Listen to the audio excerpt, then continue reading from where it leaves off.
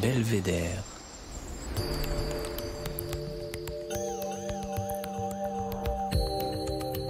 Le podcast du département de l'Isère.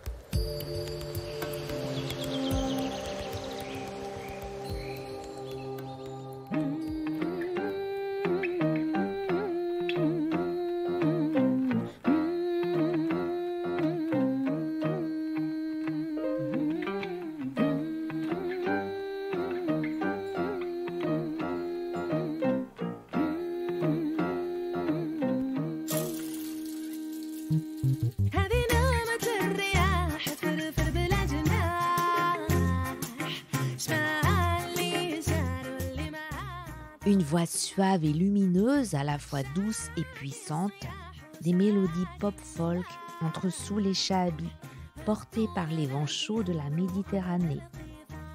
Vous avez peut-être reconnu la chanteuse et compositrice algéro-grenobloise Jazia Satour. Révélée il y a une vingtaine d'années au sein du groupe MIG, elle confirme l'ampleur de sa palette avec un troisième album solo envoûtant très personnel, Aswat, des voix entièrement chantées en arabe. Entre deux séries de concerts en Europe et en Isère, juste avant son passage à Jazz à Vienne, nous l'accueillons dans Belvédère où elle nous parle de son lien avec ce territoire qu'elle n'a jamais voulu quitter depuis son arrivée ici, à l'âge de 9 ans.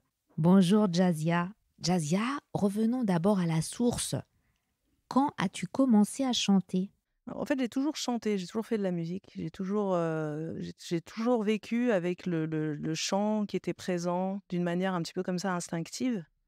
Et très tôt, j'ai commencé à chercher un petit peu des collaborations avec des groupes locaux à Grenoble. C'était l'époque où il y avait encore des boutiques, des disquaires, des magasins de musique où on pouvait mettre des petites annonces et où en fait les groupes qui cherchaient des chanteuses ou les groupes qui cherchaient des batteurs, etc., en fait, il y avait une espèce de communication comme ça, parce que début 90, là, c'était en 93 à peu près, il n'y avait pas Internet, il n'y avait pas tout ça. Donc, ça me fait déjà un peu drôle de parler d'une époque qui commence un peu à dater. Et donc, j'ai commencé à avoir des premières expériences comme ça musicales avec des groupes de reprises et de composition aussi. J'avais composé une toute première chanson quand j'avais 14 ans avec un musicien exceptionnel qui s'appelle Martial, qui était un guitariste de Côte d'Ivoire que j'ai connu dans un magasin de musique. Et avec lui, j'ai fait mes premiers concerts. Enfin, ça a été vraiment les tout débuts. Et à peu près à l'âge de 15 ans, j'ai intégré le groupe Gnawa Diffusion, qui est le groupe de mon frère, Amazir Kateb, dans lequel j'étais d'abord choriste. Enfin, d'ailleurs, j'ai toujours été choriste dans ce groupe-là, mais je faisais un petit peu les tournées en parallèle de ma vie de lycéenne. Donc, j'avais une vie un peu originale et ça m'a laissé vraiment des souvenirs, vraiment de très beaux souvenirs. C'est comme ça, en fait, que j'ai commencé à faire de la musique, disons, dans un cadre professionnel, c'est-à-dire où j'ai vraiment découvert les tournées, la scène, le public, le studio. Mais j'étais surtout une passionnée de musique, quoi. C'était un petit peu mes moments d'évasion. C'est-à-dire que c'était des moments où j'écoutais énormément de musique, tout en gardant, je pense, quelque part dans une sorte de mémoire comme ça, intime, tout ce que j'avais pu entendre aussi en Algérie, parce que mes parents écoutaient de la musique arabe et que c'est ces choses-là qui, au moment de la composition et de la création, sont finalement revenues à la surface et m'ont beaucoup influencée. Tu as quand même réussi à poursuivre tes études en parallèle ?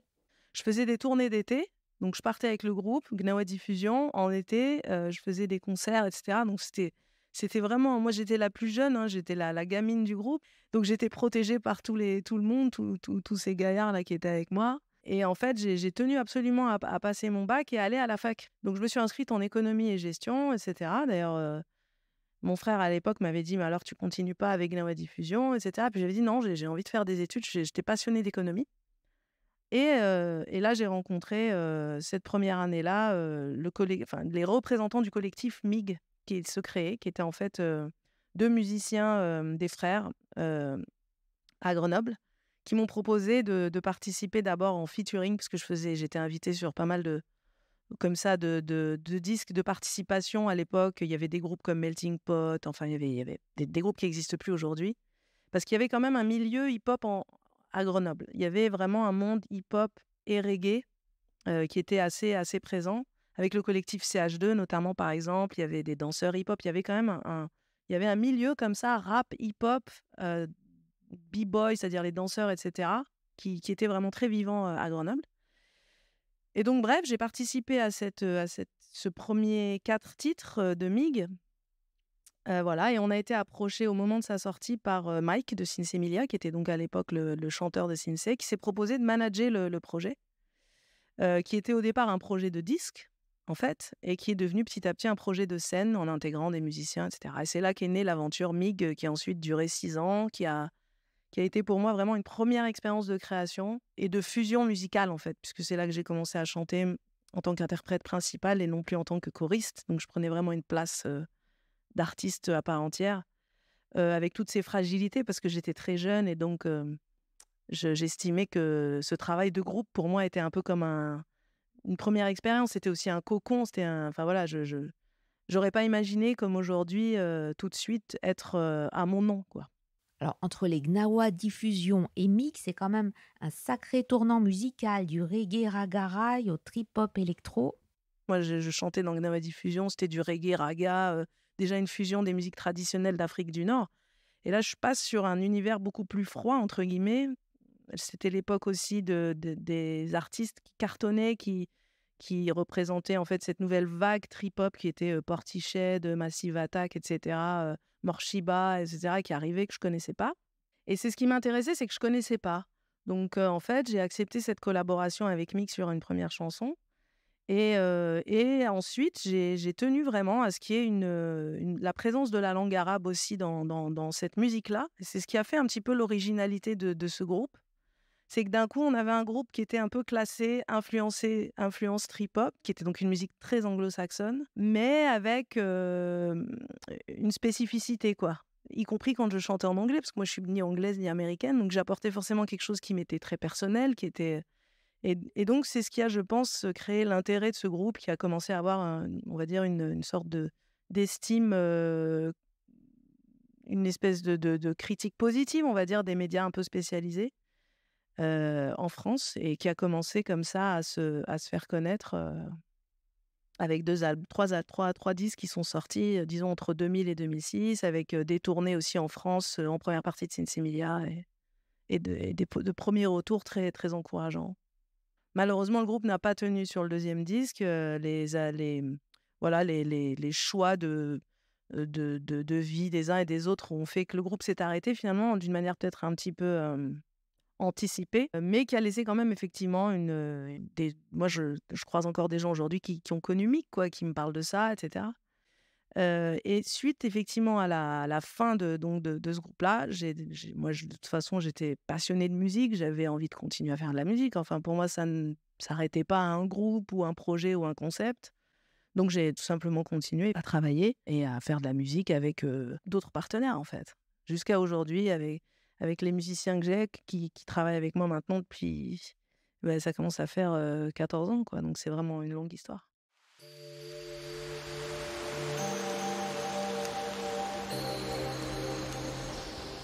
Belvédère.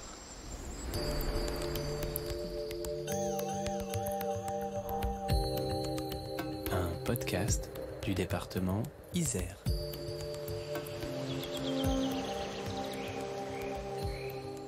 Ça a été pour moi un vrai choix de rester à Grenoble et de ne pas aller à Paris, de ne pas monter à la capitale, comme on dit, malgré les sollicitations de partenaires qui, je pense par exemple notamment aux anciens de MIG, avaient des sollicitations pour venir, ne serait-ce que, il y a toujours un petit peu ce truc, se montrer en fait dans les soirées, essayer de se connecter comme ça avec des espèces de viviers, des réseaux, etc. Ce que je peux complètement comprendre, hein, enfin. Mais ça n'a jamais été mon truc. J'ai toujours été en connexion avec Paris parce que c'est là-bas que se passent beaucoup de choses. On a déjà signé des contrats avec des boîtes, des labels parisiens. Les attachés de presse sont là-bas, donc vous traitez avec eux, etc. Mais je n'ai jamais eu envie d'aller me mettre dans cette espèce de grand bouillon parisien. J'adore passer à Paris parce que je trouve cette ville passionnante, fascinante et pleine d'intérêt, en fait, hein. Mais Je trouve que pour ce qui est de la qualité de vie et le rapport humain aux choses, au quotidien et cetera, Grenoble est vraiment vraiment beaucoup plus agréable d'ailleurs. Moi, quand des amis parisiens viennent ici, ils adorent. Bon, pas seulement parce qu'ils sont de passage. Et puis par ailleurs, il y a un vivier culturel et artistique à Grenoble qui a pas son pareil, je pense. C'est vrai qu'il y a Lyon où il y a aussi énormément de musiciens, mais à l'époque, à Grenoble, il y avait aussi, je veux dire, on s'ennuie pas.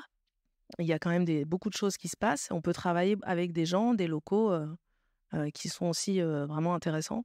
Cet été, nous aurons la chance de t'entendre en concert en Isère, à Jazz à Vienne d'abord le 11 juillet, puis le 28 dans le Trièves à Saint-Sébastien.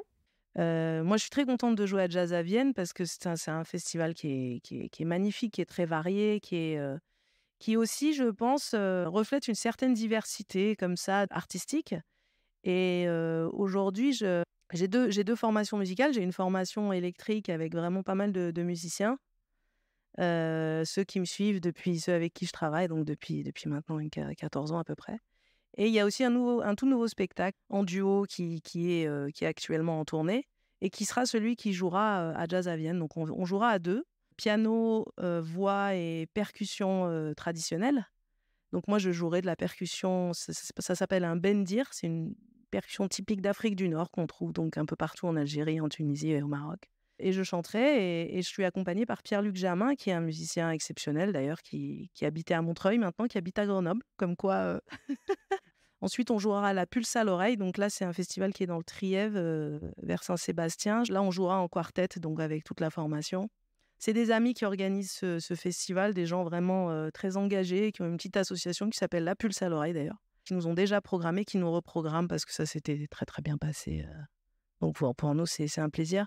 De toute façon, c'est toujours, je regarde toujours quand il y a des tournées, s'il y a bien quand même quelque chose qui se passe en Isère dans l'histoire, pour pouvoir un peu retrouver le public local d'une manière ou d'une autre. Je crois que tu as un projet de mini-album qui va bientôt sortir.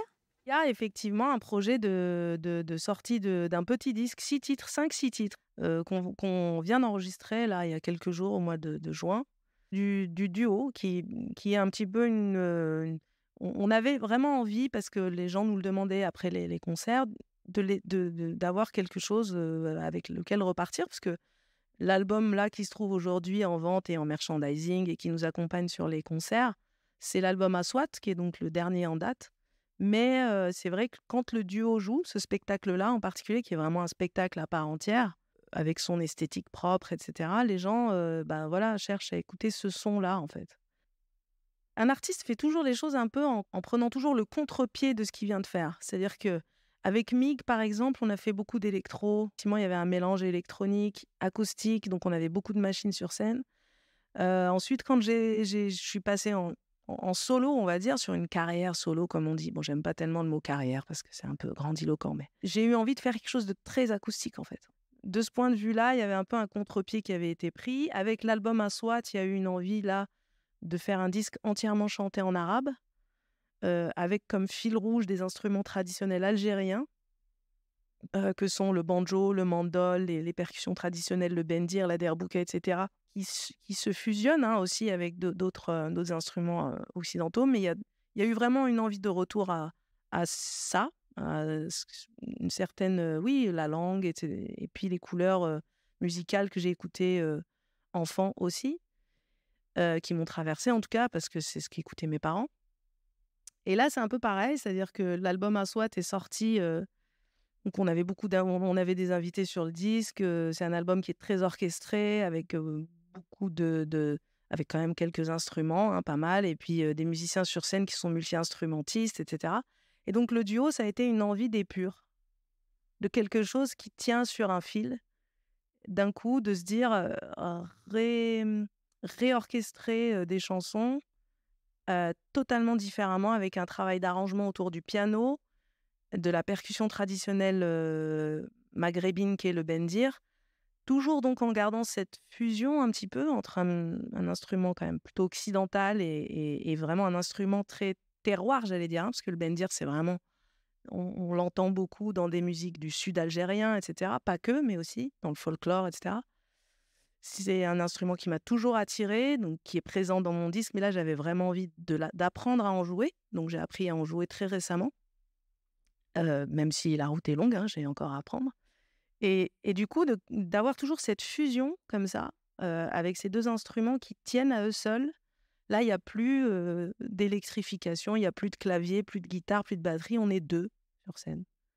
Et il faut arriver à la fois à ce que ça soit varié, qu'il y ait des variations dans le concert, à prendre du plaisir aussi, et vraiment à atteindre cette espèce d'équilibre entre un instrument harmonique et percussif, et la voix au centre.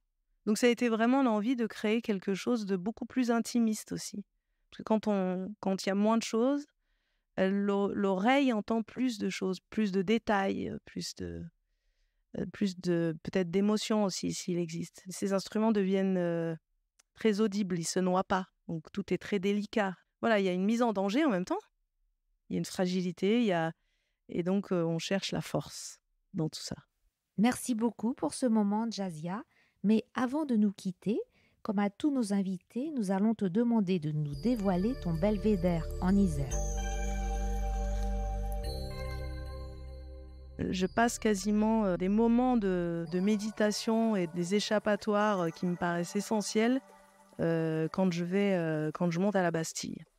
Je sais que beaucoup de Grenoblois sont fans de cet espace, quoi, ce lieu où on peut à la fois déambuler, où on peut monter en vélo, où on peut monter en force, en sportivant ou en flânant. C'est vraiment des moments de grâce où miraculeusement, au milieu d'une ville, on reconnecte avec la nature, on voit les petits oiseaux, il y a beaucoup d'animaux en fait à la Bastille, on se rend compte qu'il se passe quand même, c'est très vivant.